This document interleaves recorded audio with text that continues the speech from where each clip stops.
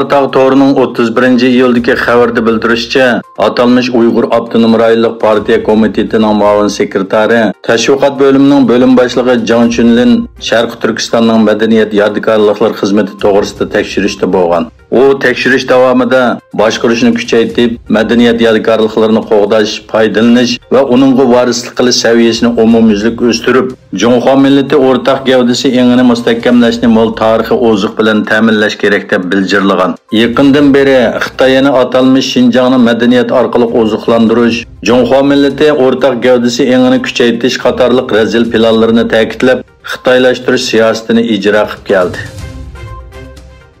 Xabar qilinishicha, Turkiya Tashqi ishlar ministri Mevlut Çavuşoğlu Kambodjada o'tkazilgan 4-navbatlik Sharqiy Janubiy Osiyo allari ittifoqi Turkiya tarmoq dialog hamkorlik 3 taraf yig'iniga qatnashish jarayonida Xitoy Tashqi ishlar ministri Wang Yi bilan ko'rishgan.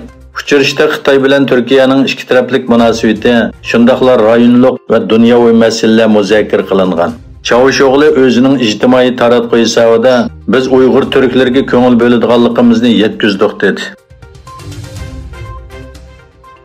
Amerika Avam palatasining boshlig'i Nancy Pelosi Tayvan ziyaratining bir qismi sifatida Prezident sarayida muxbirlarni kutilish yig'ini o'tkazdi.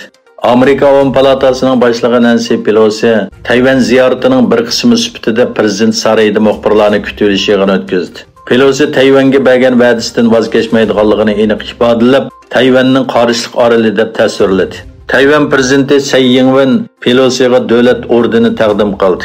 Yana bir tarafdan Xitoyning 27 urush aeroplanining Tayvanning havo mudofaa rayoniga kirganligi xabar qilindi. Xitoyning sharqi janubidagi Jiangxi o'lkasida bir yasilda pichoqli hujum yuz bergan bo'lib, voqeada 3 odam o'lib, 6 odam yaralangan. Davlat taratqullari jinoyat gumondorining suratlarini ham bakirlagan bo'lib, jinoyat gumondorlarini izlash uchun keng ko'lamli harakat boshlangan. Qirg'izistonning Tashqi ishlar ministrligi bilan Saudiya Arabistonga joylashgan dengiz qo'ltig'i hamkorlik kengashi o'rtasida tushunish eslatmasi imzolandi.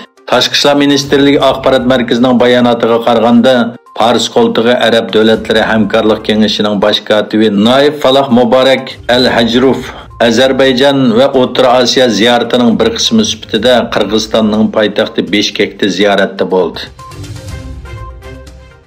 Shimoliy Atlantik Akti tashkilotining bosh kotibi Jens Stoltenberg Sibiriya, Kosovo orasidagi ixtilofni hal qilish uchun har qaysi taraflar dialog o'rnatish kerak dedi.